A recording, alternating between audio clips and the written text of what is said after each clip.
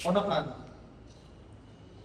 السلام علیکم ورحمۃ اللہ وبرکاتہ. جماعت ہفتم کے عزیز طلباء کرام، کیسے ہو؟ اللہ تعالیٰ سے امید کرتا ہوں کہ آپ سب خیریت سے ہوں گے.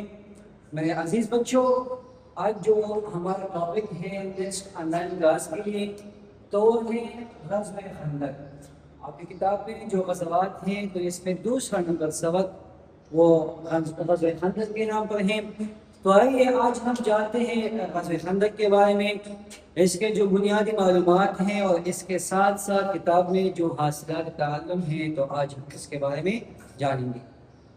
عظیم بچوں، سب سے پہلے غزوہ خندق کا جو نام ہے اس کا جو لفظی معنی ہے اس پر سمجھنا بہت زیادہ ضروری ہے. غزوہ جو ہے نا یہ اس جنگ کو کہا جاتا ہے جس میں حضور نبی اکرم صلی اللہ علیہ وسلم نے خود شرکت کیا ہو، اس کو غزوہ کہا جاتا ہے. اور جس جنگ میں حضور نبی اکرم صلی اللہ علیہ وسلم نے خود شرکت تو نہیں کیا ہوا لیکن کسی صحابی کو اس کا کمانڈر بنایا ہو، سپہ سالار بنایا ہو تو اس کو پھر سرایہ کہتے ہیں. تو یہ غزوہ اور سرایہ میں فرق ہو گیا. دوسرا ہے اس کا جو نام ہے خندق ہے. تو خندق مورچے کو کہتے ہیں، گڑا، اس کو خندق گڑے کو بھی کہتے ہیں. ٹھیک ہے.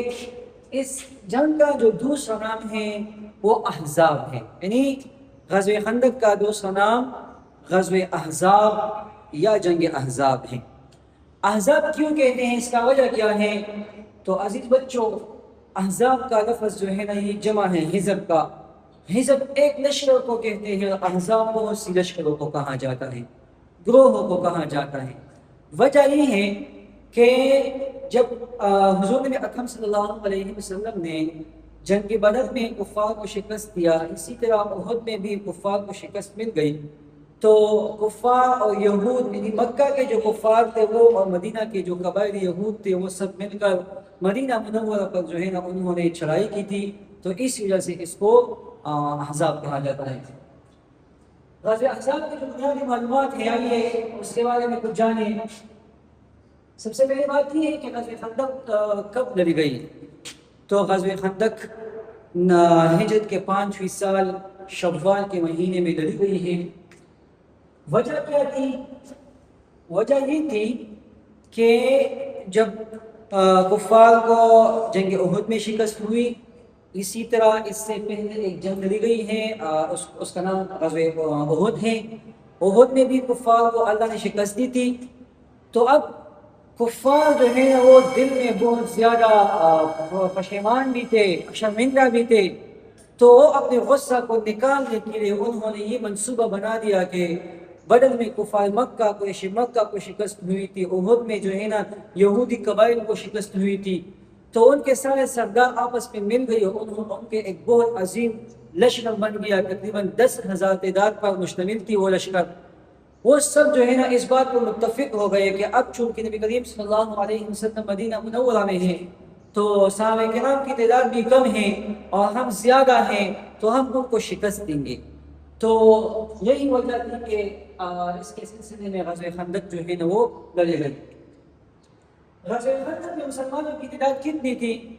تو غزوہ خندق میں مسلمانوں کی تعداد 3,000 تھی.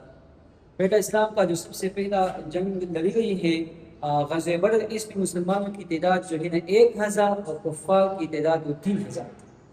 اور غزوہ خندق میں کفار کی تعداد جو ہے نا وہ 10,000 ہے اور مسلمانوں کی تعداد 3,000 ہے. اچھا، خندق کا مشورہ کس نے دیا؟ جب حضور نبی اکرم صلی اللہ علیہ وسلم کو یہ بات معلوم ہوئی کہ کفاروں نے آپس میں اتحاد کیا ہے، مشورہ کیا ہے اور ایک بہت بڑی منصوبہ بندی کے ساتھ مدینہ منورہ پر حملہ کرنا چاہتا ہے، تو حضور نبی اکرم صلی اللہ علیہ وسلم نے مسجد میں صحابہ کرام رضی اللہ تعالی عنہم کو بلایا اور ان کے ساتھ مشورہ کیا کہ اس کے روک تھام کے لیے ہم کیا منصوبہ اختیار کر لیں. تو بعض صحابہ نے مشورہ دیا کہ ہم اپنے گھروں کے سامنے کھڑے ہوں گے اور اپنے گھروں کی دفاع کریں گے. بعض صحابہ نے اپنے دل کا اظہار کرتے اور ان کو یہ کہا کہ نہیں، ہم میدان میں جائیں گے جس طرح ہم نے بدر کے مقام پر کفار کو شکست دیا ہے، اسی طرح ہم میدان میں جائیں گے اور کفار کو شکست دیں گے انشاءاللہ. بہرحال ہر صحابی نے اپنے رائے پیش کر لی. اس مشورہ میں، اس شورا میں ایک صحابی تھا جو ایران سے آیا تھا، اس کا نام سلمان فارسی رضی اللہ تعالیٰ عنہ تھا۔ سلمان فارسی رضی اللہ تعالیٰ عنہ نے حضور اکرم صلی اللہ علیہ وسلم کو یہی مشورہ دیا کہ حضرت، جب ہمارے ایران میں اس طرح کوئی جنگ ہوتی ہے اور حالات ناساز ہوتے ہیں تو ہم اپنے دفاع کے لیے ایک گڑھ کودتے ہیں، ایک مورچہ بناتے ہیں، ایک خندق کودتے ہیں۔ تو لہٰذا اگر ہم، چونکہ آج ہماری تعداد بہت زیادہ کم ہے، تیار بھی نہیں ہے، کفار ایک بہت بڑی منصوبہ بندی کے ساتھ آ رہے ہیں، تو ہمارا جو مدینہ منورہ ہے، دیکھو عزیز بیٹا، یہ مدینہ منورہ ہے، تو اس کے چاروں طرف جو ہے نا پہاڑ اور گرے ہیں، تو یہ تو تھوڑا سا محفوظ ہے، لیکن کفار کے آنے کا جو ایک راستہ ہے شمال کی طرف سے، لہٰذا یہ بہت خطرناک ہے، اور کفار مکہ کو یہ راستہ بہت زیادہ معلوم ہے، 100% چانسز ہیں کہ کفار اس طرف سے آئیں گے اور ہم پر حملہ کریں گے۔ لہٰذا یہ جو مشرق ہے، مغرب ہے، مغرب کی طرف ایک جبل ہے، اس کا نام جبل سلغہ ہے، وہاں کچھ صحابہ کرام کی گڑھیں بھی ہیں، اگر وہاں سے کفار آئیں گے تو یہ لوگ ہمیں خبردار کریں گے۔ دوسری طرف مغرب کی طرف، مشرق کی طرف جبل سلغہ ہے، اور مغرب کی طرف جو ہے ایک وادی ہے، اس کا نام حر واقم ہے، وہاں پر بھی کچھ صحابہ کرام کی گڑھیں موجود ہیں، تو اگر اس طرف سے کفار حملہ کریں گے تو یہ صحابہ کرام ہم کو آگاہ کریں گے۔ پیچھے سے بالکل پہاڑیں ہیں، تو یہ تینوں سائڈ جو ہے نا تو محفوظ ہے، اور یہ والا شمال کی جو جانب ہے یہ بالکل غیر محفوظ ہے، ہمیں یہاں پر ایک خندق کھودنا چاہیے۔ لہٰذا حضور نبی اکرم صلی اللہ علیہ وسلم کو یہ مشورہ بہت پسند آ گیا، اور فوراً جو ہے نا حضور نبی اکرم صلی اللہ علیہ وسلم نے حکم جاری کر لی، اور اس پر کام جو ہے نا وہ شروع کر لی۔ تو بیٹا دیکھو، یہ جو مدینہ منورہ کے جو پیچھے سائڈ ہیں وہ بھی محفوظ ہیں پہاڑ اور گھروں کے لحاظ سے، مشرق جانب بھی محفوظ ہیں، مغرب جانب بھی محفوظ ہیں، اور جو شمال کی سائڈ ہے تو اس پر صحابہ کرام نے خندق کھودی۔ یہ جو ریڈ لائن پہ نشان لگایا ہے یہ خندق ہے، اس خندق کی جو گہرائی ہے، لمبائی وہ تقریباً 4 میل تھی، اسی طرح اس کی جو چوڑائی تھی وہ 15 فٹ تھی، اور گہرائی وہ بھی 15 فٹ، اور یہ جو جنگ لڑی گئی ہے اس کا تقریباً 27 دن تک جو ہے نا یہ لڑائی قائم تھی۔ اب جب کفار آ گئے تو وہ خندق سے اس باہر کی جانب پر تھی، اندر سے مسلمان تھے 3000، باہر سے کفار کے درمیان میں جو ہے نا یہ خندق۔ یہ تو اس کا مختصر سا معلومات۔ آئیے اب ہم جو ہے نا وہ حاصلات عمل کی طرف آتے ہیں۔ غزوہ خندق کا پس منظر کیا ہے؟ غزوہ خندق کا پس منظر یہی ہے جو میں نے آپ لوگوں کو ابتدا میں بتائی کہ احد میں کفار کو شکست ہوئی تھی، اسی طرح غزوہ بدر میں بھی کفار کو شکست ہوئی تھی، تو وہ دل میں بہت زیادہ غصہ تھے مسلمانوں کے خلاف، تو انہوں نے یہی منصوبہ بندی بنائی اور اس کے ذریعے سے مسلمانوں پر حملہ کی، تو یہ اس کا پس منظر تھا۔ اچھا، غزوہ خندق کی کامیابی میں مسلمانوں کی دینی، معاشی اور سیاسی فوائد کیا تھی؟ یعنی جب غزوہ خندق لڑی گئی تو اس میں مسلمانوں کی جو سیاسی فائدہ ہے، معاشی ہے، دینی ہے، وہ کیا فائدوں کو حاصل ہوئی؟ فوائد تو بہت زیادہ حاصل ہوئی تھی، لیکن جو سب سے بڑی فائدہ تھی نا، تو جو دینی فائدہ تھی وہ دینی فائدہ یہ ہے کہ غزوہ خندق کے بعد پورے عرب میں یہ بات واضح ہو گئی کہ مسلمان کو جو ہے نا مسلمانوں کو کوئی بھی شکست نہیں دے سکتا، ان کے ساتھ اللہ سبحانہ وتعالی کی مدد ہوتی ہے۔ جس طرح بدر میں کفار کی تعداد بہت زیادہ کم تھی لیکن اللہ نے فرشتوں کے ذریعے سے ان کی مدد فرمائی، اسی طرح جب احد میں بھی مسلمانوں کی تعداد بہت زیادہ کم تھی، اللہ تعالیٰ نے فرشتوں کے ذریعے سے مسلمانوں کی حمایت کی۔ غزوہ خندق میں بھی اللہ تعالیٰ نے مسلمانوں کی حمایت تیز ہواؤں کے ذریعے سے کر لی، اور اسی طرح ملائکہ بھی آ گئے، تو پورے عرب میں یہ بات واضح ہو گئی کہ مسلمانوں کو کوئی بھی شکست دینے والا نہیں ہے۔ اچھا، جو معاشی فائدہ ہے وہ کیا ہوا؟ مسلمانوں کو معاشی فائدہ یہ ہوا چونکہ 5 سالوں میں مسلمان نے جو مکہ سے آئے تھے مدینہ منورہ، وہاں انہوں نے اپنے کاروبار شروع کیے تھے، اسی طرح جو معاشی حالات تھے ان کی تھوڑا سا بہتر تھی، تو ان کے معاشی حالات خراب نہیں ہوئے، اور وہ روز بروز جو ہے نا وہ اس میں ترقی آتی تھی۔ اچھا، سیاسی فائدہ کیا ہوا؟ سیاسی فائدہ یہ ہوا کہ عرب کے جتنے بھی قبائل تھے اگر وہ لاکھ کوشش بھی کر لیں تو ان کے دلوں میں جو ہے نا مسلمانوں کا ایک روب اور دبدبہ پڑ گیا، وہ ہمت نہیں کر سکتے کہ مسلمانوں پر حملہ کریں۔ اچھا، غزوہ خندق یہ تو ہو گیا۔ غزوہ خندق میں رونما ہونے والے واقعات اور معجزات، جب یہ خندق صحابہ کرام رضی اللہ تعالیٰ عنہم جو ہے نا کودتے تھے تو اس میں کچھ واقعات سامنے آئے۔ اس میں ایک واقعہ یہ بھی ہے کہ صحابہ کرام رضی اللہ تعالیٰ عنہم کے سامنے ایک پہاڑ سے آ گئی، ایک بہت بڑا پتھر آ گیا۔ صحابہ کرام رضی اللہ تعالیٰ عنہم نے بہت زیادہ کوشش کی کہ ہم اس کو جو ہے نا توڑ دے، لیکن کسی بھی صحابی نے اس کو نہیں توڑا، لہٰذا وہ حضور نبی اکرم صلی اللہ علیہ وسلم کے پیچھے چلے گئے۔ جب حضور نبی اکرم صلی اللہ علیہ وسلم آیا اور اس پہاڑ پر ایک وار کر لی تو ایک ضرب کے ساتھ جو ہے نا وہ ٹوٹ گیا اور اس سے ایک چمکتا ہوا شعلہ نکل گیا۔ اس چمکتا ہوا شعلے میں حضور نبی اکرم صلی اللہ علیہ وسلم کو یہ بشارت مل گئی کہ مستقبل قریب یعنی قریب جو ہے نا آپ کو شام، فارس اور یمن پر فتح حاصل ہوگی۔ تو یہ حضور نبی اکرم صلی اللہ علیہ وسلم کے لیے ایک بہت بڑی بشارت تھی۔ کچھ واقعات اس میں یہ بھی تھی کہ حضور صحابہ کرام رضی اللہ تعالیٰ عنہم جو ہے 3 دن مسلسل بھوکے پیاس سے سردی کے موسم میں کام کرتے تھے۔ صحابہ کرام رضی اللہ تعالیٰ عنہم جو ہے نا بہت زیادہ بھوک کی وجہ سے اپنے پیٹوں پر پتھر باندھے تھے۔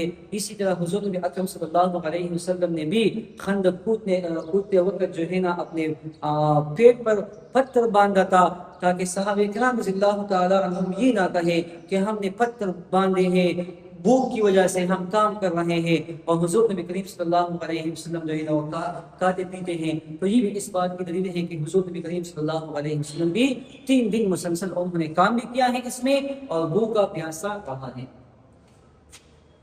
اچھا، ایک اور چیز اس میں یہ بھی آیا کہ اس خندق میں کفار میں کوئی بھی ایسا نہیں تھا کہ وہ ہمت کر کے اس خندق میں آ جائے، مسلمانوں کے ساتھ مقابلہ کر لے یا مسلمانوں کی جانب جو ہے نا وہ آ جائے۔ تو جب 13 دن گزر گئے تو اس میں کفار کے جو بہادر لوگ تھے، جو پہلوان لوگ تھے، جیسے عبدود ہو گیا، اکرمہ ہو گیا، تو یہ لوگ جو ہے نا اس خندق میں آ گئے۔ تو جب یہ خندق میں آ گئے، درمیان میں پہنچے، تو حضرت علی رضی اللہ تعالیٰ عنہ نے حضور اکرم صلی اللہ علیہ وسلم کو فرمایا کہ اے اللہ کے محبوب صلی اللہ علیہ وسلم، مجھے اجازت دیجیے تاکہ میں ان کے ساتھ مقابلہ کروں۔ لہٰذا حضرت علی رضی اللہ تعالیٰ عنہ اس خندق کے نیچے اتر گیا اور عبدود کو جو ہے نا وہاں پر مردار کر دیا، اکرمہ کو وہاں پر مردار کر دیا۔ تو کفار بہت زیادہ ڈر گئے کہ یہ تو ہمارے پہلوان تھے، ہم تو ان کے سہارے پہ جنگ میں آئے ہیں، ان کو انہوں نے قتل کر دیا، لہٰذا ہم کیسے ان پر ہم چڑھائی کر سکتے ہیں۔ تو وہ سارے جو ہے نا ان کے حوصلے پست ہو گئے اور ان کے دلوں میں جو ہے نا مسلمانوں کا رعب اور دبدبہ وہ پڑ گیا۔ اچھا بیٹا، جب یہ خندق کے سلسلے میں ہونے والے مشاورت تو میں نے آپ لوگوں کو بتا دی کہ ہر صحابی نے اپنے رائے پیش کیا تھا، لیکن خندق کا جو مشورہ ہے سلمان فارسی رضی اللہ عنہ نے دیا تھا۔ غزوہ خندق میں خواتین کے کردار، اس میں جب حضور نبی اکرم صلی اللہ علیہ وسلم کو یہ بات معلوم ہوئی کہ اب کفار بہت بڑی تعداد کے ساتھ آنے والے ہیں، تو حضور نبی اکرم صلی اللہ علیہ وسلم نے مدینہ منورہ کے جو صحابہ کرام کی بیویاں تھی، جو بچے تھے، جو زنانہ لوگ تھے، تو ان کو ایک محفوظ قلعہ میں بند کر دی، اور ان میں حضور نبی کریم صلی اللہ علیہ وسلم کی ایک پوتی تھی، اس کا نام صفیہ رضی اللہ تعالیٰ عنہا ہے۔ تو ان کو ان کی محافظ قرار دی کہ اب ان کی حفاظت کر لیں تاکہ جنگ کے دوران جو ہے نا بچے اور عورتیں بہت خوفزدہ ہوتی ہیں، تو اس وجہ سے مسلمانوں پر بھی کچھ اثرات پڑ جاتے ہیں، لہٰذا اس کو حضور نبی اکرم صلی اللہ علیہ وسلم نے ایک قلعہ میں محفوظ کر لیا، بند کر دیا۔ تو کفار میں جو ہے نا ایک بندہ تھا، وہ اس قلعے میں چپکے سے آ گئے، تو اس پر جو ہے نا جب حضرت صفیہ رضی اللہ تعالیٰ عنہ کو معلوم ہو گئی، تو صفیہ رضی اللہ تعالیٰ عنہ نے ایک ڈنڈا کو اٹھایا اور اس کے ذریعے سے اس کافر کے ساتھ مقابلہ کر دیا، ان کو وہاں پر مردار کر دیا۔ تو یہ جو ہے نا صفیہ رضی اللہ عنہ کی ایک بہترین کارکردگی ہے۔ اچھا، اس غزوہ خندق سے اپنی زندگی کی رہنمائی لینے ہمیں اس سے کیا سبق ملتا ہے؟ تو عزیز بچوں، تمام غزوات سے ہمیں جو ہے نا بہت سی اسباب حاصل ہوتے ہیں۔ مثال کے طور پر کہ جتنی مشکل حالات آئی ہیں تو صحابہ نے ہمت کو نہیں ہارا ہے، صحابہ نے ایمانی غیرت کو واضح کیا ہے، انہوں نے ایمانی جذبے کے اظہار کیا ہے، انہوں نے صبر کیا ہے 3 دن مسلسل تک۔ دیکھیے تمام صحابہ کرام نے پیٹوں پر پتھر باندھے ہیں اور وہ کام کرتے ہیں صرف اور صرف دین اسلام کی سربلندی کے لیے۔ تو اس میں ہمارے لیے اسباب یہ ہے کہ دین میں ہم پر جتنے بھی مشکل آ جائے، ہم جو ہے ہمارا حوصلہ نہیں ہارنا چاہیے، بلکہ ہمت کا مظاہرہ کرنا چاہیے، صبر کرنا چاہیے، اللہ سبحانہ و تعالیٰ پر توکل اور بھروسہ رکھنا چاہیے۔ صحابہ کرام نے اللہ پر توکل کر لیا، بھروسہ رکھ لیا، تو اللہ سبحانہ و تعالیٰ نے ان کے لیے ناممکن حالات کو ممکن بنا دیا، اور ایک بہت عظیم لشکر پر جو ہے نا اللہ سبحانہ و تعالیٰ نے مسلمانوں کے کم تعداد کو ان پر غالب کر دیا، ان کو فتح دیا۔ تو دین اسلام کے سلسلے میں ہمیں جو ہے نا صبر کرنا چاہیے، اللہ سبحانہ و تعالیٰ پر توکل اور بھروسہ رکھنا چاہیے۔ میرے عزیز بچوں، یہ تھا آج کا ہمارا لیکچر۔ اگر اس میں جہاں بھی آپ لوگ نہیں سمجھے ہیں تو انشاءاللہ آن لائن کلاس میں بھی آپ لوگ پوچھ سکتے ہیں، اور اس کے علاوہ پرسنلی بھی آپ واٹس ایپ پر رابطہ کر سکتے ہیں۔ انشاءاللہ نیکسٹ کلاس میں ہم ملیں گے۔ والسلام۔